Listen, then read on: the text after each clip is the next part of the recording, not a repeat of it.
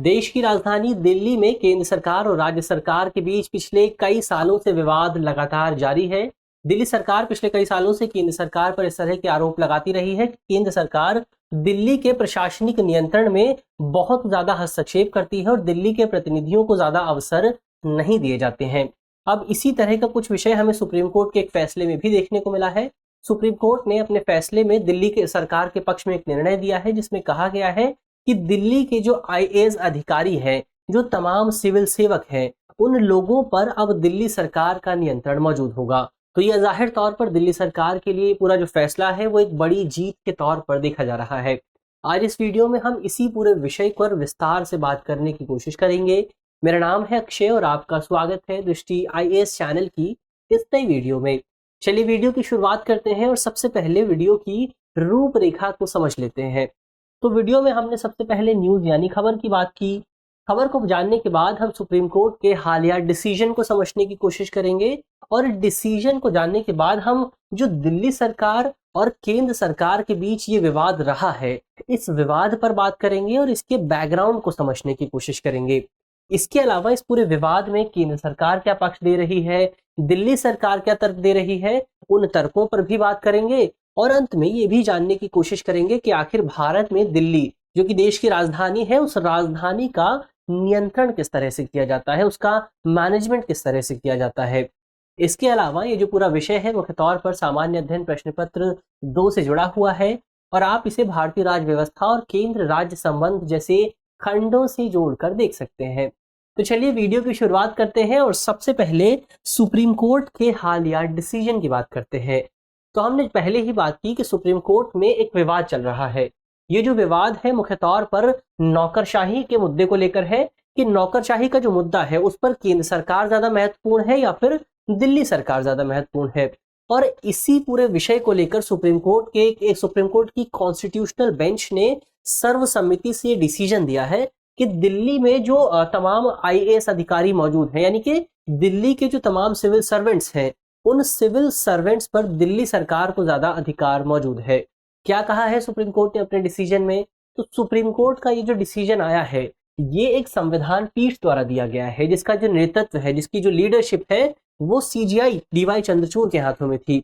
अब इस constitution bench ने अपने डिसीजन में कहा कि दिल्ली में सेवाओं के प्रशासन में, यानी कि दिल्ली में जो सिविल सर्विसेज है उनके मैनेजमेंट में नौकरशाहों पर विधायिका का नियंत्रण होना चाहिए। यानी कि जो तमाम नौकरशाह हैं, जो तमाम ब्यूरोक्रेट्स हैं, उन तमाम लोगों पर लेजिस्लेचर को अधिकार होना चाहिए। और लेजिस्लेचर कौन है? तो लेजिस्लेचर है दिल्ली की सरकार। यानी कि यहाँ पर सुप्रीम कोर्ट ने स्पष्ट कर दिया है कि दिल्ली में जो तमाम ब्यूरोक्रेट्स मौजूद हैं, उन लोगों पर दिल्ली सरकार को अधिकार प्राप्त है।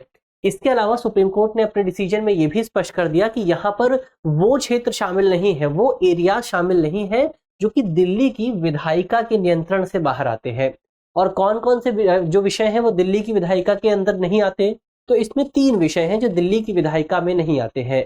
इसमें पहला विषय है सार्वजनिक व्यवस्था यानी कि पब्लिक ऑर्डर, दूसरा विषय है पुलिस और तीसरा विषय है भूमि। यानी कि ये जो 3 विषय है, इन 3 विषयों पर दिल्ली की सरकार को कानून बनाने का अधिकार प्राप्त नहीं है। इन 3 विषयों के अलावा दिल्ली की सरकार और सभी विषयों पर कानून बना सकती है।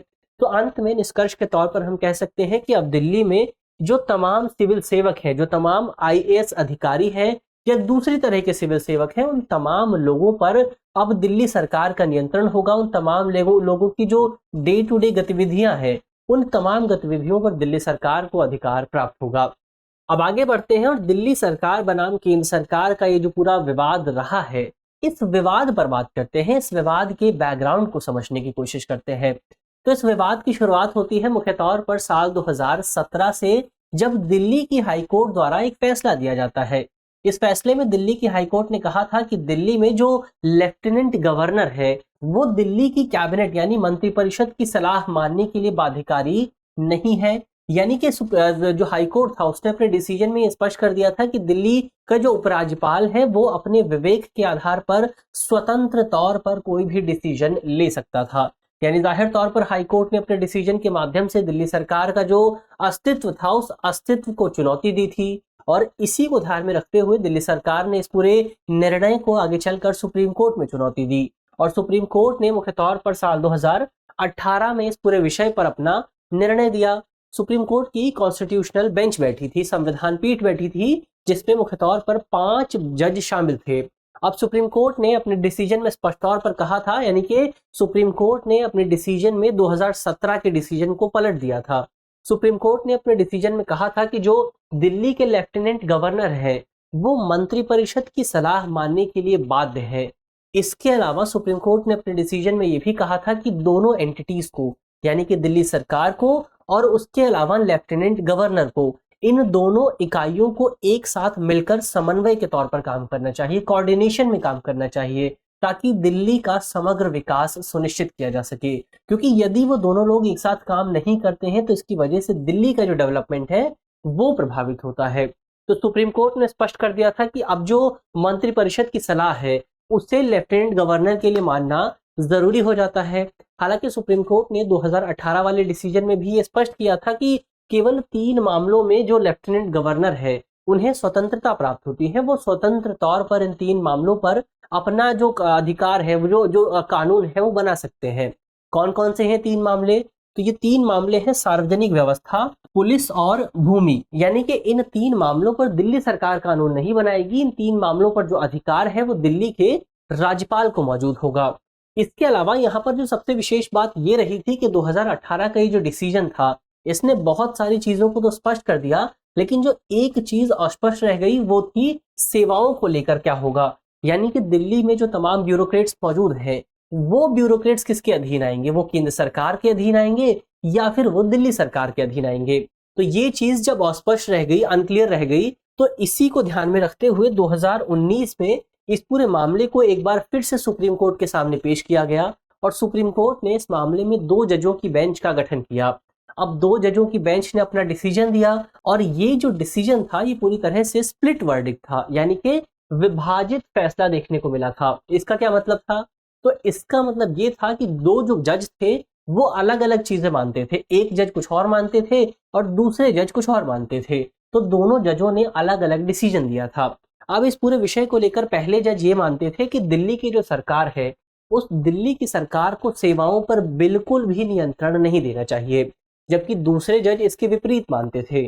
उनका मानना था कि दिल्ली में जो बड़े पद वाले लोग हैं, जैसे डायरेक्टर जनरल हो गए, तो इस तरह के जो लोग हैं उन लोगों पर केंद्र सरकार को नियंत्रण होना चाहिए, जबकि जो छोटे पद वाले लोग हैं, जो छोटे आईएएस अधिकारी हैं, उन लोगों पर मुख्य तौर पर दिल्ली सरकार को नियंत्रण होना चाहिए। और क्योंकि ये जो पूरा डिसीजन था ये स्प्लिट वर्डिक्ट था, इसका मतलब था कुछ भी क्लियर नहीं हुआ था, तो इसके बाद इस पूरे विषय को 3 जजों की एक बेंच को ट्रांसफर कर दिया गया। अब 3 जजों की इस बेंच द्वारा डिसीजन लिया जाता उससे पहले ही 27 अप्रैल 2022 को केंद्र सरकार की ओर से सुप्रीम कोर्ट में एक याचिका दायर की जाती है। इस याचिका में कहा जाता है केंद्र सरकार द्वारा कि इस पूरे मामले को एक संविधान पीठ, एक कॉन्स्टिट्यूशन बेंच के पास ट्रांसफर कर दिया जाए, क्योंकि इस पूरे मामले में भारतीय संविधान के एक प्रावधान की व्याख्या की जरूरत है। और इसके बाद सुप्रीम कोर्ट ने इस पूरे मामले को कॉन्स्टिट्यूशन बेंच के पास ट्रांसफर कर दिया और अब इस कॉन्स्टिट्यूशन बेंच ने अपना हालिया डिसीजन दिया है। तो ये इस पूरे मामले के बैकग्राउंड की बात हुई। अब आगे बढ़ते हैं और ये जानने की कोशिश करते हैं कि आखिर इस पूरे विषय को लेकर पक्ष और विपक्ष में किस तरह के तर्क दिए जा रहे हैं। सबसे पहले केंद्र सरकार क्या तर्क दे रही है, उन तर्कों की बात करते हैं। तो केंद्र सरकार का कहना है कि जो दिल्ली है वो देश की राजधानी है, देश की कैपिटल है और इसी वजह से ये देश का चेहरा भी है। It's a face of our country. और देश का चेहरा होने के नाते ये स्पष्ट है कि जब दुनिया में कोई देश भारत के बारे में सोचता है तो उसके सामने जो पहली झलक आती है वो दिल्ली की आती है, दिल्ली की सड़कों की आती है। तो ऐसे में ये जरूरी हो जाता है कि दिल्ली का जो नियंत्रण है, दिल्ली का जो प्रशासनिक नियंत्रण है वो दिल्ली सरकार के अधीन नहीं होना चाहिए, वो केंद्र सरकार के अधीन होना चाहिए, ताकि इस पूरे क्षेत्र का बेहतर ढंग से नियंत्रण किया जा सके। ये तो केंद्र सरकार का पक्ष हुआ। अब इस पूरे विषय को लेकर दिल्ली सरकार क्या कहती है? तो दिल्ली सरकार इस पूरे विषय को लेकर संघवाद का हवाला देती है, फेडरलिज्म की बात करती है। दिल्ली सरकार का कहना है कि फेडरलिज्म के आधार पर जो निर्वाचित प्रतिनिधि है, जो इलेक्टेड रिप्रेजेंटेटिव्स हैं, केवल उन्हें ही दिल्ली के इस जो तमाम आईएएस अधिकारी हैं, जो तमाम सिविल वर्कर्स हैं, उन लोगों पर नियंत्रण का अधिकार होना चाहिए। इसके अलावा दिल्ली सरकार ने अपनी याचिका में केंद्र सरकार के राष्ट्रीय राजधानी क्षेत्र दिल्ली सरकार संशोधन अधिनियम 2021 को भी चुनौती दी थी। दिल्ली सरकार का कहना था कि ये जो पूरा अधिनियम है ये मुख्य तौर पर दिल्ली सरकार के अस्तित्व को समाप्त करने की कोशिश करता है, दिल्ली सरकार की शक्तियों को पूरी तरह से समाप्त करता है और इसी वजह से ये पूरा अधिनियम भारतीय संविधान की मूल संरचना यानी कि बेसिक स्ट्रक्चर का भी उल्लंघन करता है, क्योंकि संघवाद जो है, जो फेडरलिज्म है, वो भारतीय संविधान की मूल संरचना है। तो ये तो तर्क और वितर्कों की बात हुई। अब आगे बढ़ते हैं और मुख्य तौर पर भारत में, क्योंकि दिल्ली देश की राजधानी है, तो राजधानी होने के नाते दिल्ली का मैनेजमेंट किस तरह से किया जाता है, दिल्ली को किस तरह से गवर्न किया जाता है, उसको समझने की कोशिश करते हैं। तो हम जानते हैं कि भारतीय संविधान की अनुसूची 1 में शेड्यूल 1 में दिल्ली को एक केंद्र शासित प्रदेश के तौर पर नामित किया गया है, यानी कि दिल्ली जो है वो एक यूनियन टेरिटरी है और यूनियन टेरिटरी होने के नाते दिल्ली पर, मुख्य तौर पर अगर दिल्ली एक सामान्य यूनियन टेरिटरी होती तो इस पर प्रत्यक्ष तौर पर केंद्र सरकार का नियंत्रण होता, लेकिन दिल्ली सामान्य यूनियन टेरिटरी नहीं है। इसको लेकर भारतीय संविधान में कुछ विशेष प्रावधान किए गए हैं और इन विशेष प्रावधानों का जो उल्लेख है वो हमें भारतीय संविधान के अनुच्छेद 239 ए में देखने को मिलता है। अब भारतीय संविधान का अनुच्छेद 239 ए जो है, इसे भारत में साल 1991 में 69वें संविधान संशोधन के जरिए शामिल किया गया था। अब ये जो 69वां संविधान संशोधन था, ये दिल्ली के लिए बहुत ज्यादा विशेष माना जाता है।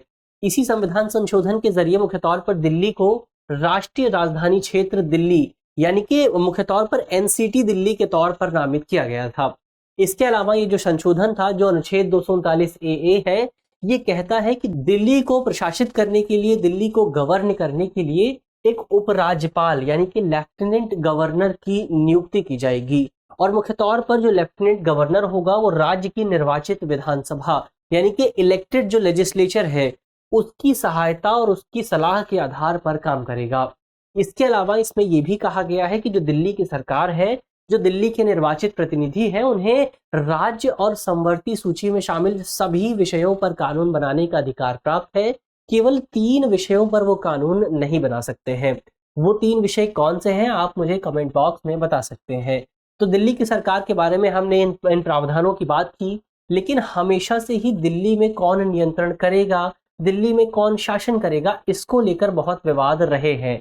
दिल्ली में राज्य उपराज्यपाल शासन करेगा या फिर दिल्ली सरकार शासन करेगी, इसको लेकर हमेशा से ही केंद्र सरकार और दिल्ली सरकार के बीच विवाद बना रहा है। तो ये मुख्य तौर पर सुप्रीम कोर्ट के हालिया डिसीजन की बात हुई। अब अंत में इस पूरे विषय को लेकर एक सवाल की भी बात कर लेते हैं। सवाल जो है वो मेंस का है और आप 250 शब्दों में सवाल को लिख सकते हैं। आज का हमारा सवाल है कि दिल्ली की विशेष स्थिति उसके प्रशासन के समक्ष बड़ी चुनौती उत्पन्न करती है। सुप्रीम कोर्ट के हालिया निर्णय के संदर्भ में कथन की विवेचना कीजिए, यानी कि आपको बताना है कि किस तरह से दिल्ली की जो विशेष स्थिति है, जिसका जिक्र हमें भारतीय संविधान के अनुच्छेद 239 ए में देखने को मिलता है, ये विशेष स्थिति किस तरह से दिल्ली के प्रशासन के सामने, दिल्ली के गवर्नमेंट, दिल्ली के मैनेजमेंट के सामने एक बड़ी चुनौती उत्पन्न करती है। इसके अलावा आप कमेंट बॉक्स में बता सकते हैं कि ऐसे कौन से 3 विषय हैं जिस पर दिल्ली सरकार कानून नहीं बना सकती है। मुझे उम्मीद है कि आज जिन विषयों पर हमने बात की है वो आपको समझ में आएंगे और यदि आप इस वीडियो की पीडीएफ चाहते हैं तो इसकी पीडीएफ आपको हमारे टेलीग्राम ग्रुप पर मिल जाएगी। तो ग्रुप से जुड़ना बिल्कुल भी ना भूलें। ग्रुप का जो लिंक है वो वीडियो के डिस्क्रिप्शन में मौजूद होगा। मिलते हैं आपसे अगली वीडियो में, तब तक के लिए धन्यवाद।